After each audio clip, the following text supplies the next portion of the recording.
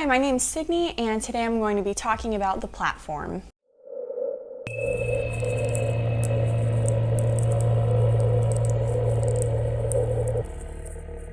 This 2019 Spanish film, The Platform, originally titled El Hoyo, was directed by, and I'm totally gonna botch how to pronounce this, I apologize in advance, Galder Gaztelu Urrutia. Gosh, that's like so embarrassing. I cannot pronounce that at all. But he won a Goya for Best New Director that year, which is awesome. Warning, there's definitely going to be some spoilers about the movie, so if you don't want to know anything, then come back later after you've watched the movie. First, I wanted to start off by applauding this film visually. The cold, concrete atmosphere of this film reads so consistently, and the practical effects of making the floors run so seamlessly really immersed me into the setting of the film, and overall, it's visually very eerie and symmetrically stunning. When I first started the movie, it reminded me of the film Cube, which I've also done a review on that I'll link below, but for some reason, I think the symmetry and the futuristic kind of cold vibe to the film reminded me of Cube. But unlike the movie Cube, this film has a really clear cut-dry metaphor where the platform represents capitalism. Before I get ahead of myself, let me do a quick breakdown. Goring wakes up in the hole with his cellmate Trimagasi. Every day they get 2 minutes to feed from a platform that is descending its way from the top level 0 all the way down the vertical self-management center to an unknown level below. The lower the platform goes, the less food there is for the people below. Every month, the people are gassed to sleep and transported to another level. 1 month you could be on level 6 eating like a king, and the next month you could be on level 172 starving to death. Right away we see the symbolism of capitalism when Trimagasi accuses Goring of being a communist because he's wanting the levels to communicate with each other so that they'll each get an equal amount of food. This movie overall is the most literal, obvious metaphor for capitalism, unlike other movies with similar themes that have come out recently, like Knives Out or The Joker or Parasite. This film isn't disguising that theme with any characters or plots. It's really simple. The more people at the top eat, the less that there is left for the people at the bottom. While the movie is very clear, there were still some holes for me, no pun intended, because they call it the hole. The first, for me, being Goring's reason for sending himself there in the first place. He says that he wanted to go there because if he spent 6 months' time there, it would earn him a degree, and also it was just a convenient way for him to quit smoking. I do understand it seems that the outside world in this movie doesn't really understand the nature of the hole and what's going on there, so he really doesn't know what he's getting into. But in what agreement does 6 months of living in the hole equate to a degree or a diploma? Like what does that degree even go towards? Like I don't understand that. It just didn't really make sense to me. Moments I really liked in this film though, every time that they would give you glimpses into level 0 were really interesting to me. They don't tell you how or why the hole exists, but the small fragments that we do get to see of the kitchen, it is very militaristic environment, and it makes me want to know more about how this system works. Are the people in level 0 also prisoners in their own way, or is this just a job for them that's really intense, or what? We do get a similar glimpse into the system when Goring is paired with a woman who worked for it, and her name is Imoguri and her dog is Ramses II. There is a moment in the movie when Goring and Imoguri are not paying attention to the platform and her little dog jumps onto it, and I thought for sure that platform was going to lower and the people below were just going to eat her dog, but I was very pleasantly surprised that that did not happen because that would have seemed like a movie trope. I mean, the dog does end up dying, but luckily it broke my expectation in the way that it was going to happen, and when it did happen, it felt less like it was just trying to be a shock factor. It felt fairly organic, I guess. There's also a through line in the movie of biblical symbolism. Goring is referred to a few times as the Messiah in the film, like he's going to be the one who sacrifices himself by submitting himself to the whole, and that he's going to change the system and save the people who are suffering. Although in a different element of that, Imaguri hangs herself and leaves her body for Goreng for him to eat as a literal sacrifice. So just as Jesus said, whoever eats my flesh and drinks my blood has eternal life, and I will raise them up at the last day. Raise them up at the last day.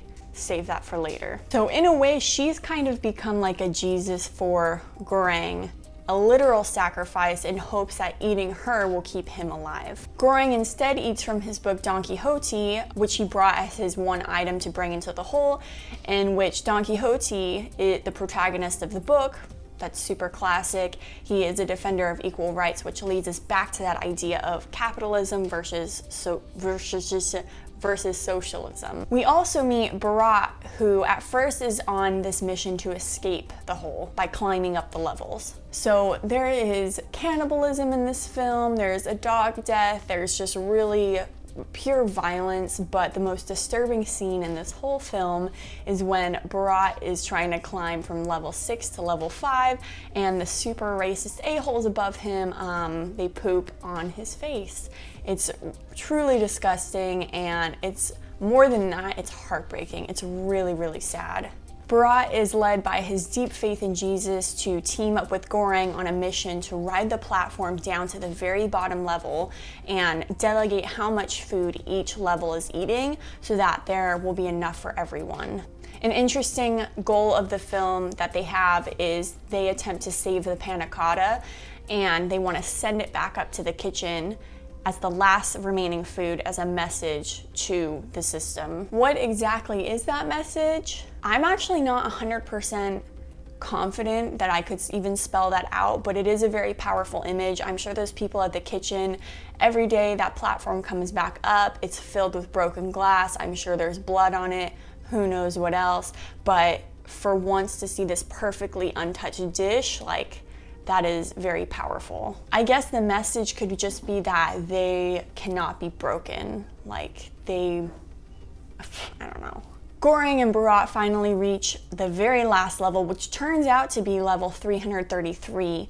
Being that there's always 2 people on every floor, this does imply that there are 666 people in the structure. So this hole is essentially hell on earth. And the further down you go, the more violence and suffering.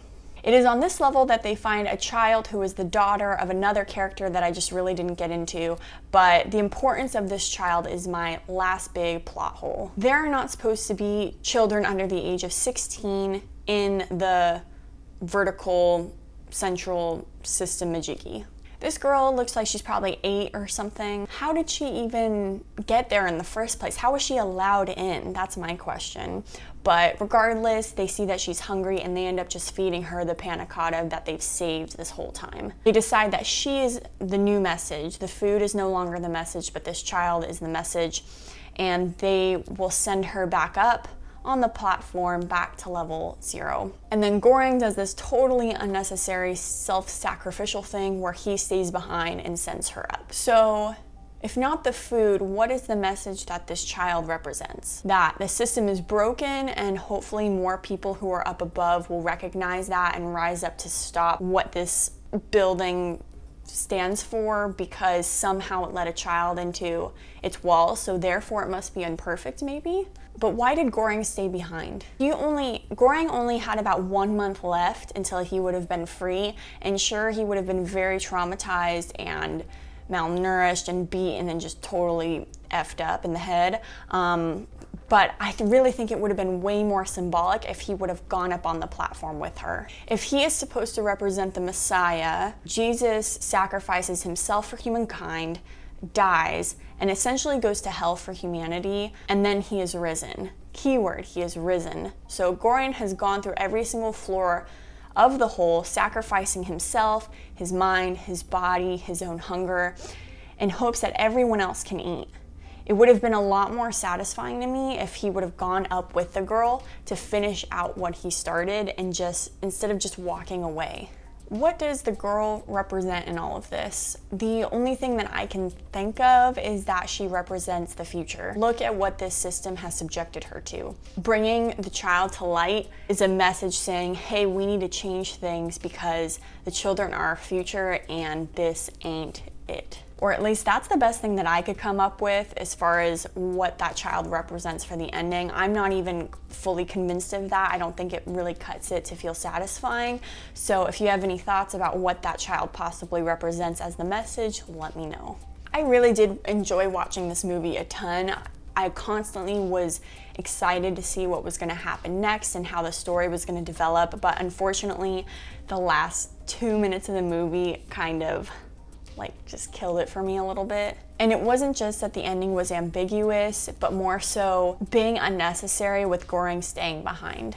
I'd give this movie a 6 out of 10. Definitely worth watching. It's a really great concept, but unfortunately, I don't know, you might love the ending. I bet some people love the ending. I'll link below a really interesting LA Times article that I found where 2 economists also talk about the movie, especially because that central theme is essentially capitalism. The platform is streaming on Netflix, so if you haven't seen it yet, I didn't ruin everything or the experience of watching it. So if you're into sort of dystopian science fiction films, then I would recommend you check it out. Thanks for watching this video. You can check out my Cube video below that I mentioned and subscribe if you want to or not.